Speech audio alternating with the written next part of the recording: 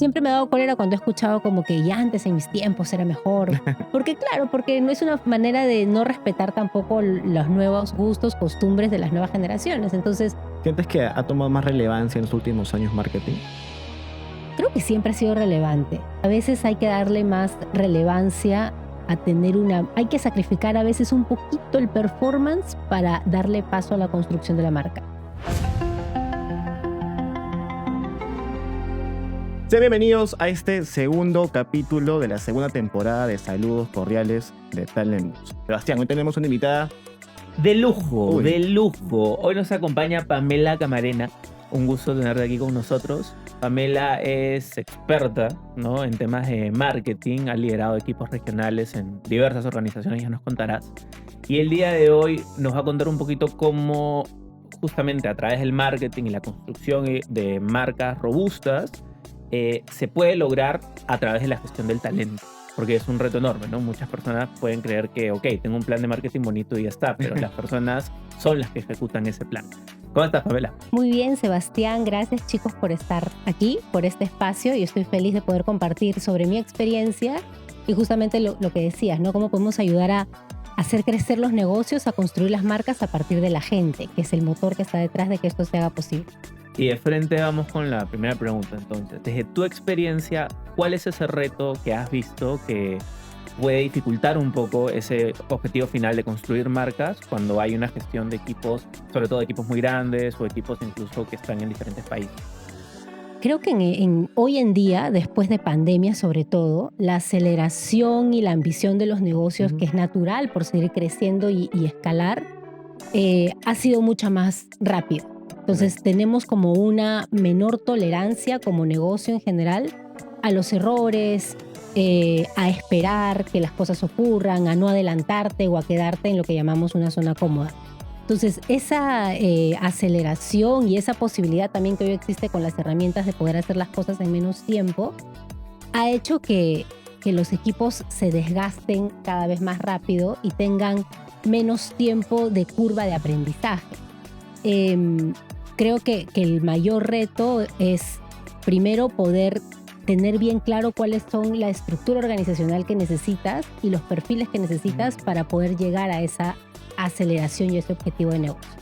¿Y cómo llegas a eso? ¿Cómo es que lo haces? ¿Cómo lo pones en la estructura para poder conseguir ese perfil que tú estás buscando?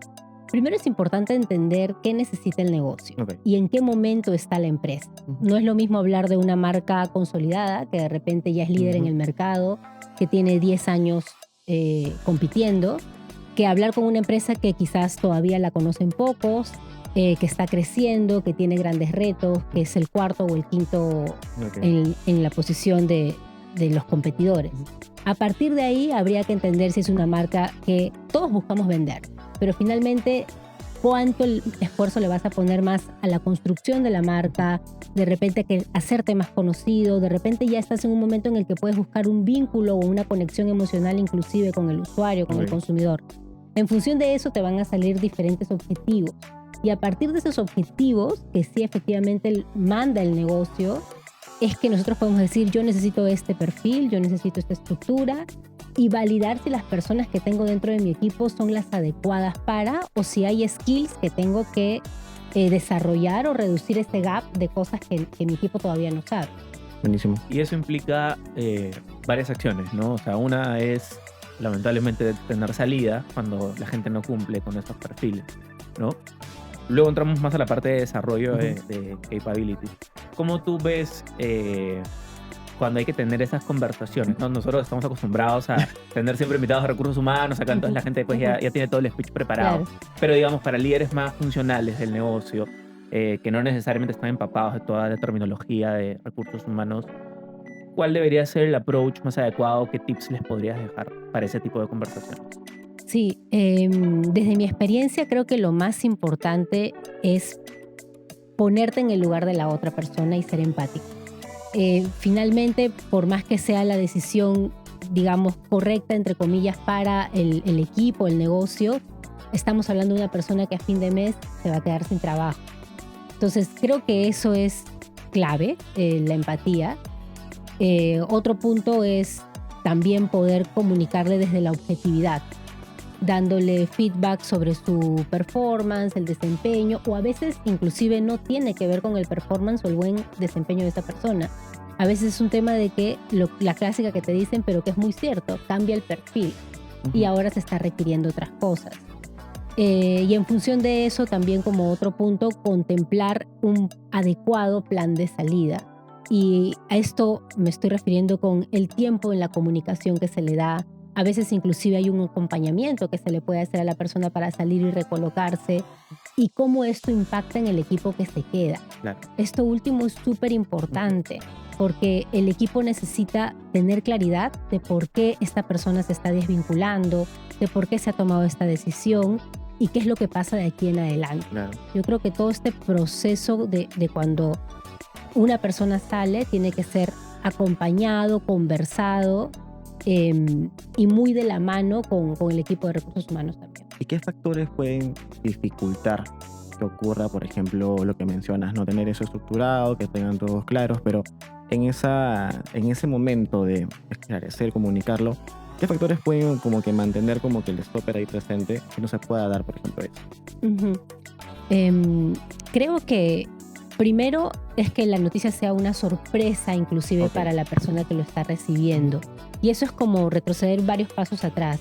Porque antes de llegar a la decisión de, ya no vamos a contar con esta persona dentro del equipo, es importante, y esa sí es la responsabilidad de las personas que estamos liderando las estructuras, de que el equipo tenga claro cuáles son sus roles y funciones y cuáles son sus indicadores. Y pasa en la vida real de que muchas veces los equipos no tienen eso claro porque ni los jefes lo tienen claro. Entonces, ese es como un más de responsabilidad de las personas que lideramos las áreas. Tener claro cuáles son los indicadores, que la persona sepa cómo los vamos a medir y cuáles son esos factores de desempeño que al final van a terminar calificando su participación dentro de la empresa. Creo que eso evitaría muchas veces que podamos llegar a ese espacio sin sorprendidos completamente de que esto es para mí, no entiendo por qué está pasando si yo trabajaba bien. Eso implica un hábito de feedback constante. ¿No? Eso implica un hábito de feedback constante, de indicadores y de evaluación de desempeño también que estemos claros. Y ahora que dices esto del feedback, a veces como que lo tenemos mucho en sí, hay que dar feedback y es importante tenerlo, pero realmente tener los espacios para dar feedback en el día a día son escasos, porque estás a mil en un montón de cosas, y si es como que no lo tienes como un must, como es algo que tengo que ocurrir y me lo agendo una vez al mes, por poner un ejemplo, se te puede pasar. Conversaciones complicadas, pero que finalmente son parte de, ¿no? No todo es oscuridad, ¿no? También está la parte bonita de gestionar equipos. Pamela, tú has desarrollado más de 1.500 eventos en todo el país, con más de 80.000 asistentes. ¿Cómo movilizas a tu equipo, a la gente que tienes a tu cargo, para generar 80.000 personas? Para generar ese tipo de resultados? Claramente tú no estás organizándolo sola, ¿no? Completamente. ¿Cómo gestionas equipos de alto rendimiento? Esa fue una experiencia increíble, y que si yo hubiera estado 3 años atrás, no hubiera creído que hubiera podido hacerlo posible. Y efectivamente estos eventos que realicé fueron en una empresa con una gran capilaridad, es decir, que tenía operaciones en 7, 8 ciudades del país, en 15 sedes diferentes, en 12 sedes diferentes en ese tiempo. Entonces, ¿cómo se hizo esto posible? Gracias a la gente. Efectivamente, había un responsable de eventos por cada uno de los espacios físicos, y este responsable de eventos también a su vez tenía un equipo a cargo in-house, más como de producción, de elaboración. Entonces, junto con todos ellos creamos una cadena de valor, primero de lineamientos, de protocolos y de estandarización de cosas que se tenían que hacer, porque cuando hablas de cosas tan masivas, necesitas estandarizar y tener claros cuáles son como las reglas y las formas, y como el manual de lo que es un buen evento, vamos a llamarlo así.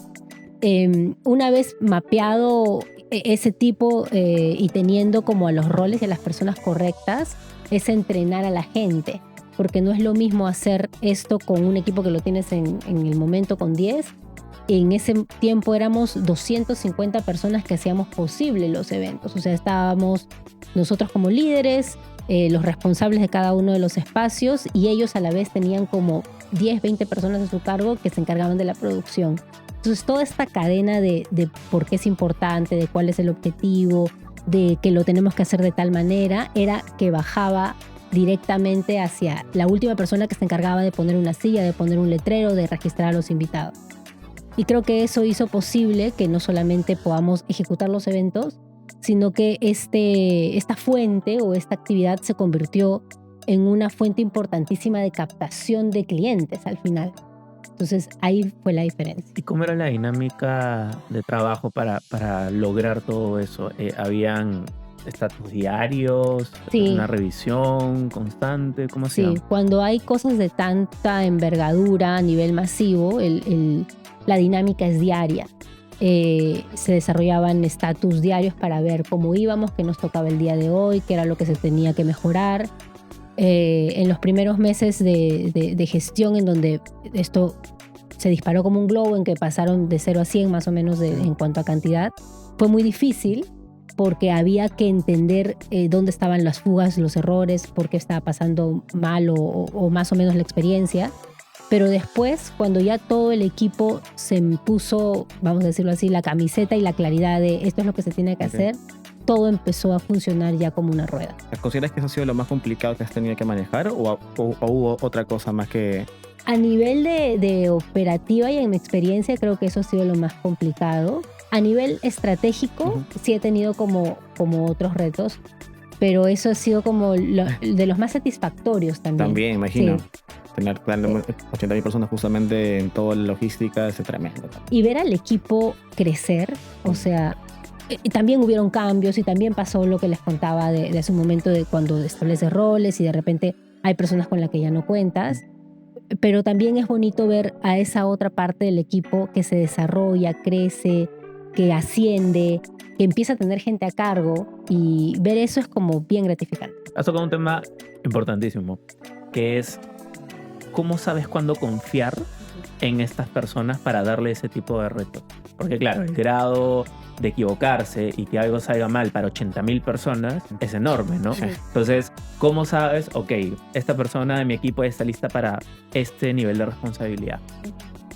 Yo creo que has dado en el clavo con lo de la confianza. Un líder necesita confiar en su gente, sí o sí. Si algo está pasando en el que no confías, entonces necesitas o revisarte tú y tus juicios y lo que tienes en mente, o revisar también a la persona que está delante.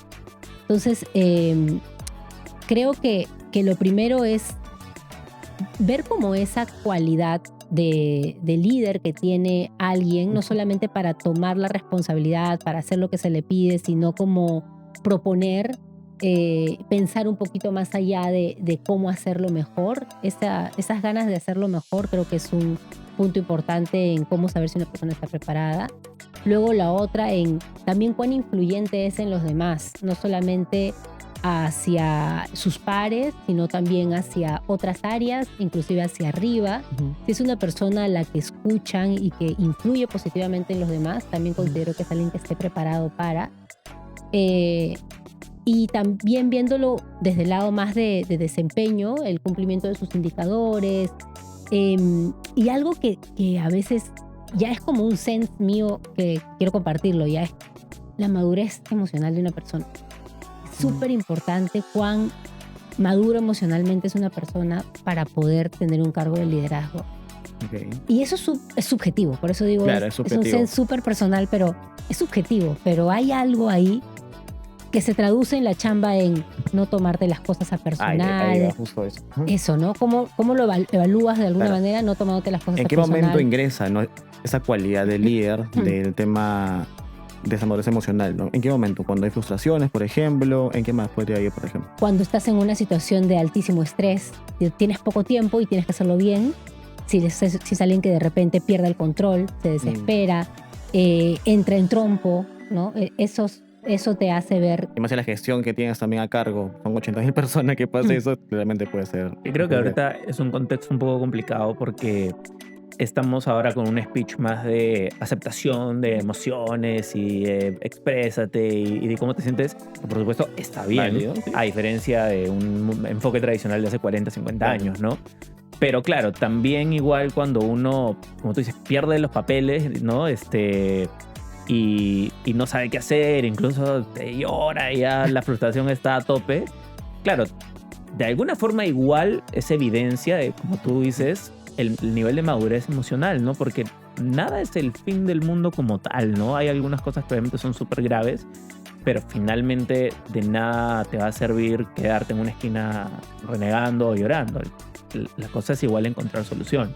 Exacto, o sea, yo creo que es válido inclusive frustrarte y renegar y patear el tablero en un momento. Eso es completamente válido. Obviamente dentro de las formas que se necesitan dentro del mundo corporativo, porque no es lo mismo eso que estar peleando con un amigo, eso Claro. por supuesto. Ujú. Pero creo que no va por satanizar la reacción de la emoción, sino por qué haces con eso. Ujú. O sea, ok, reniego, son 10 minutos, 5 segundos, me peleé con alguien, salgo, ¿y qué? ¿No le voy a hablar? ¿No voy a estar en la siguiente reunión? ¿Le voy a mirar feo? ¿Me entiendes? Entonces, ese es el que haces después con eso. Pero hay que también saber un poco que ese lado es muy político también de la persona, ¿no? Sabemos que en el mundo corporativo hay que ser bien cuidadoso con lo que uno dice, cómo actúa, cómo habla, porque todos te están viendo también. Entonces, el líder también tiene que tener esta cualidad, ¿no? Pero también hay que ser consciente de que todos te están viendo. Inclusive, hay una experiencia que vi de un amigo mío que publicó algo en LinkedIn, que un poco controversial. Se ha vuelto el nuevo Twitter, Dios LinkedIn. mío, No sé tremendo. por qué. Sí. Publicó algo así, que las personas no están acostumbradas a leer, que no es nada bonito, Ajá. nada hermoso, nada positivo. Y un jefe de él vio su perfil, la publicación, entró a su perfil y lo llamó después a la oficina, ¿no? Decirle, por favor, evita con estos comentarios que pueden llegar un poco más a la empresa, ¿no? Entonces hay como que siempre está esta mirada que te están dando siempre con lo que puedes hacer también, ¿no? Sí, yo creo que es difícil la convivencia de los puntos de vista de las generaciones. Yo soy millennial, 1989, entonces todavía tengo mirada más tradicional, sí de horizontalidad, pero como con el respeto, vamos a llamarla así, de lo como es el mundo corporativo.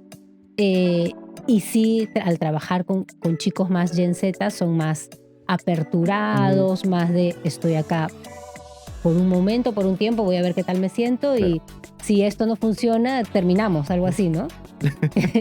Entonces, yo creo que no, siempre me he dado cólera cuando he escuchado como que ya antes en mis tiempos era mejor. Porque claro, porque no es una manera de no respetar tampoco los nuevos gustos, costumbres de las nuevas generaciones. Entonces, espero no caer en eso. Y sí estar en la apertura de compartir desde mi experiencia lo que sirve y lo que le puede servir a la gente más joven. Y también la gente más joven, escuchar quizás un poquito más de eso que les puede sumar en su vida y en su carrera. Mira, tú has visto comunicación externa, ¿no? Cómo líderes de la compañía tienen que presentarse y comunicar hacia afuera para transmitir mensajes clave, ¿no?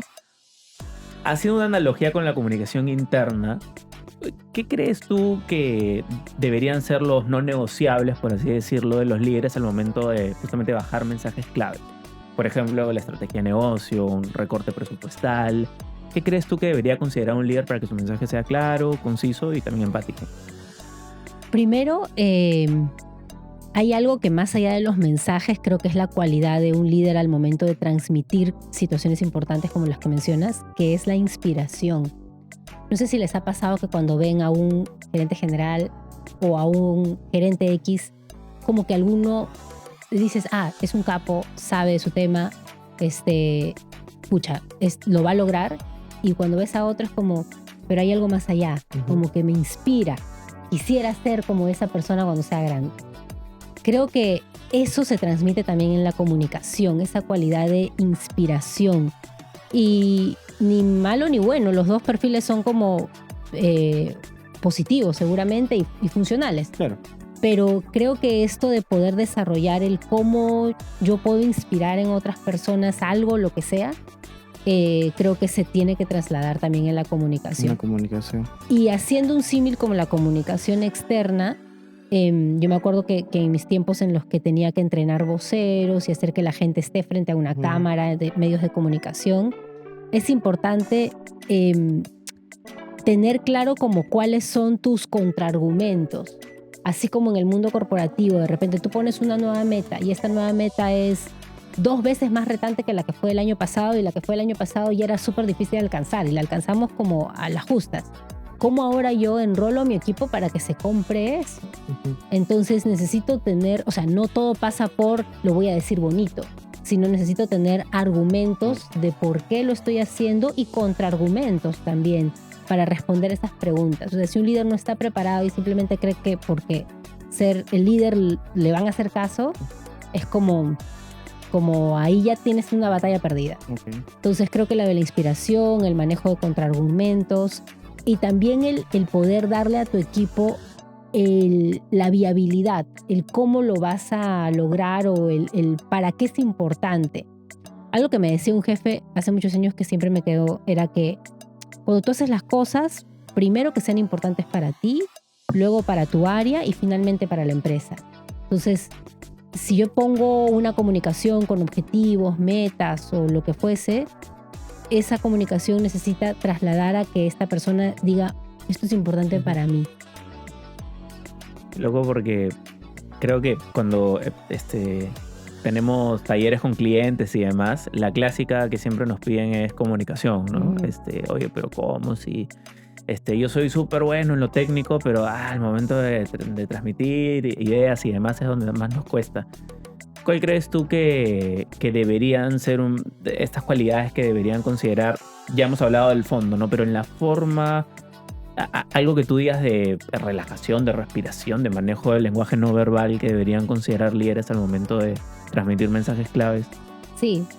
Bueno, después de pandemia cambió también mucho la forma en cómo se transmitían estos mensajes. O sea, de pronto aparecieron mensajes importantes haciéndose a través del Teams o del Zoom, etc. Y está bien, o sea, pero también hay que considerar el espectro, ¿no? O sea, no es lo mismo dar un mensaje de repente multipaís o multiciudad y que lo tenemos que hacer a través de alguna plataforma digital o hacerlo de manera presencial.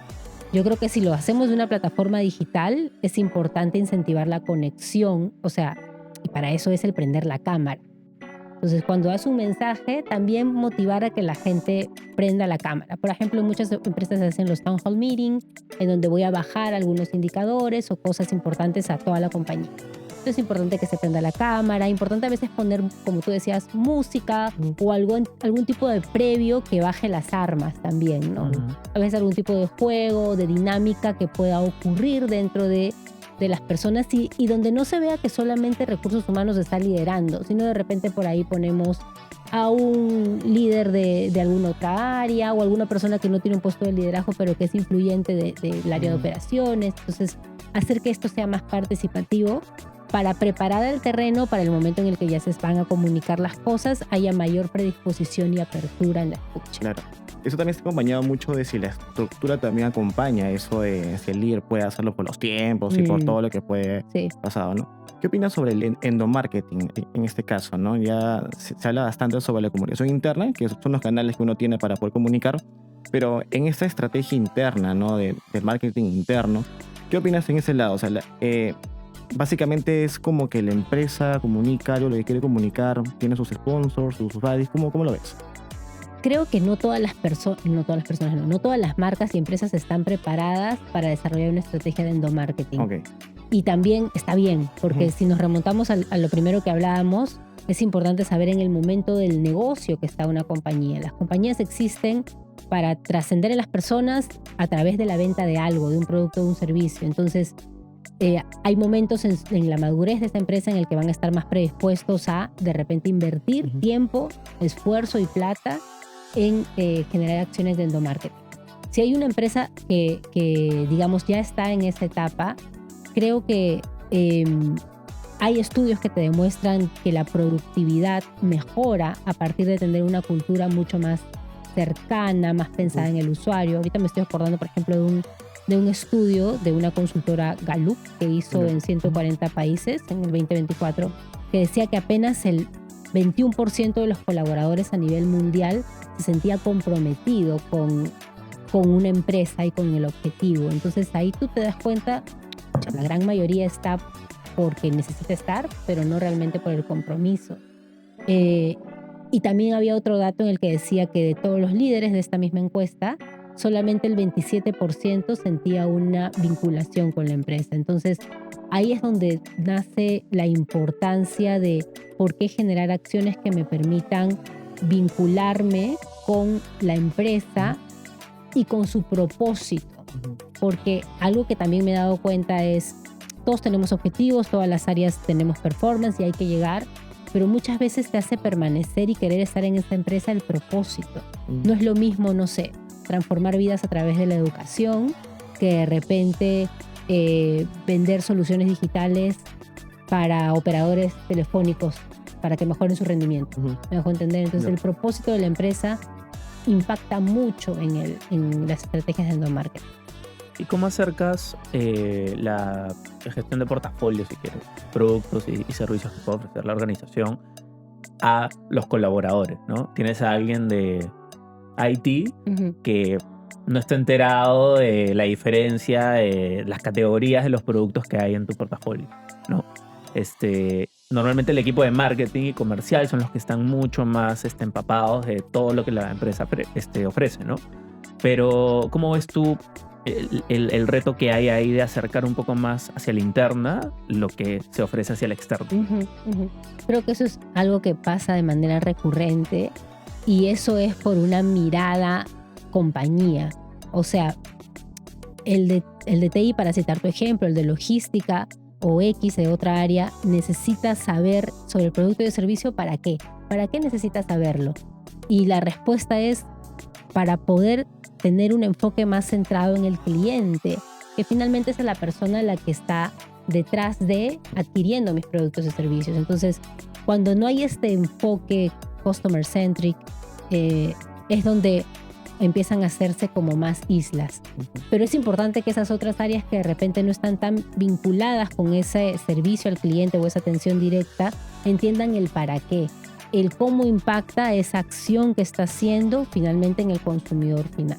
Claro, porque hay áreas, o sea, de créditos, por ejemplo, que si no están muy familiarizados con los productos y servicios que se ofrecen o el tipo de cliente que se maneja, va a ser menos flexible para ofrecer un crédito a un cliente y, como tú dices, se pierde esta visión cliente céntrica, pues, ¿no? Porque no hay esta conexión. Entonces, creo que es un reto enorme porque constantemente uno en una organización está bombardeado en muchos comunicados, ¿no? Pero uno de los más importantes tiene que ser, oye, esto es lo que estamos ofreciendo, ¿no? Así se explica un producto, por ejemplo, no solo la fuerza de ventas, ¿no? Y para eso, o sea, para llevarlo en la realidad o en la práctica, hay varios artilugios que se pueden hacer. Por ejemplo, estos formatos de reuniones mensuales de gerente general hacia el 100% de la compañía, que duran 25 minutos, pero son súper relevantes para que todos estén alineados en qué pasó, en cómo estamos y qué se viene. Eso, lo otro también es hacer este tipo de espacios como de intercambio de pasantías, una semana y pasas de una área a otra. Claro. O de repente desarrollar programas de mentoría, en donde tú eres del área de sistemas y tienes una mentoría con el equipo de finanzas, ¿no? Con el líder de finanzas. Entonces, esos espacios de compartir y convivencia en la práctica que los debe incentivar la empresa ayudan mucho a acercar ese gap. Y desde tu mirada, marketing normalmente se le considera el área más soñadora, ¿no? Tiene que pensar y tiene que ver el pricing y hasta el empaquetado del producto y una serie de cosas súper importantes para lo que se ofrece al cliente. ¿Cómo ves tú cuando hay una necesidad que se detecta en el mercado, pero que luego hay que movilizar al sistema interno de la organización para poder cumplir con esa necesidad? Por ejemplo, la innovación de un nuevo producto, ¿no? ¿Cómo movilizas a todas las áreas habilitadoras para poder llegar a esa visión? Es retante porque a veces tienes que hacerlo, porque a veces no hay ni el tiempo para poder tener enrolamiento, esa vinculación. A veces es simplemente en una semana hay que sacarlo. ¿Y por qué lo pongo sobre la mesa? Porque claro, no todo es como debería ser. Y es la realidad. Entonces, cuando a veces hay situaciones en las que, no sé, hay una nueva adopción de algo y tenemos que ejecutarlo, pasa de que hay que entender sí el para qué me sirve, pero a veces simplemente hay que tomarlo. Y a mí me pasa también, que me ha pasado de tener jefes que me dicen, mira, esto es como algo nuevo, tenemos que tomarlo, hay que implementarlo y no tengo mucho tiempo de entender por qué, pero tengo que hacerlo y me toca. Y en el camino voy disipando como esas dudas, viendo si la competencia también lo tiene, entendiendo de por qué es importante y haciendo ajustes y mejoras. Pero a veces en las que te toca recibir la novedad con brazos abiertos. ¿Hay resistencia al cambio? Claro que sí va a haber resistencia al cambio, es natural. Pero como decía hace un momento también con lo de la inteligencia emocional, ¿no? El cambio es algo constante, entonces vas a tener resistencia al cambio hasta cierto punto y después necesitas también sobrellevar la ola y acomodar también esa ola a tu formato y a lo que necesitas, ¿no? No siempre es como meterte de lleno, a veces es como negociar y coquetear con ese cambio también. Interesantísimo. ¿Cómo ves la IA actualmente en tu campo? ¿Cómo la estás viendo? ¿Está colaborando? ¿Ves que tus trabajadores o las personas que están integrando actualmente esta cualidad están sabiendo manejarla? ¿Sientes que es una forma adversa al trabajo futuro? ¿Cómo lo ves justo actualmente en el marketing? Creo que hay una gran oportunidad, no solamente en las áreas de marketing, sino en general. Voy a hablar primero por mi área. Se ha tomado sí como una herramienta para poder automatizar muchos procesos, creaciones de contenido, copies, piezas gráficas, y además de eso hay que sacarle el provecho también en otros aspectos más analíticos, ¿no? Desarrollo de información, generar dashboard, encontrar insights, entender cómo este dato me sirve y cómo puedo enmascararlo dentro de mi estrategia. Desde el lado, del punto de vista más del performance y publicitario, se está utilizando también mucha inteligencia artificial y programática para poder detectar nuevas audiencias, ampliar la demanda, para poder ver ciertos comportamientos que tiene un usuario dentro del entorno de apps, web, buscadores y todo, para poder decir, este es un usuario que podría calzar con este perfil de potencial consumidor. Entonces, antes siquiera que el usuario sepa que es alguien que me podría comprar, ya le empiezo a atender publicidad. Entonces, creo que hay una gran oportunidad de poder explotar todos estos aspectos más de apoyo, soporte de Office, más de analítica de datos y más como de programación y predictibilidad de comportamiento del consumidor. ¿Sientes que ha tomado más relevancia en los últimos años marketing? Creo que siempre ha sido relevante. Y lo digo con orgullo y con un poco, con 10 céntimos de soberbia. Creo que siempre ha sido relevante por estar al lado del área de ventas comercial.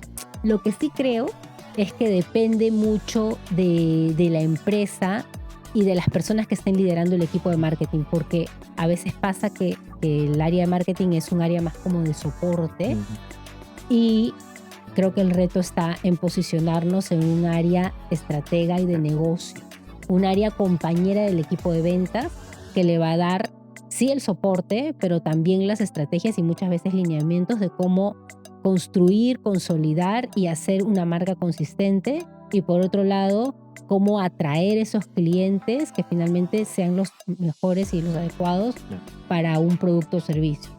Buenísimo. Buenísimo. Bueno, Pamela, ahí estamos terminando y nos gustaría cerrar con una sección de pactos de pactos.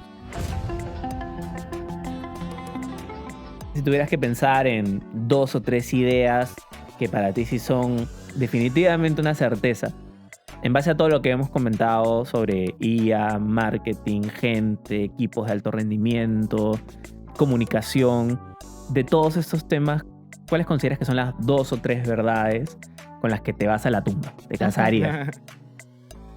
A ver, voy a decir mis verdades. Uy. Que que primero un líder necesita darle claridad a su equipo. Claridad en todo el sentido.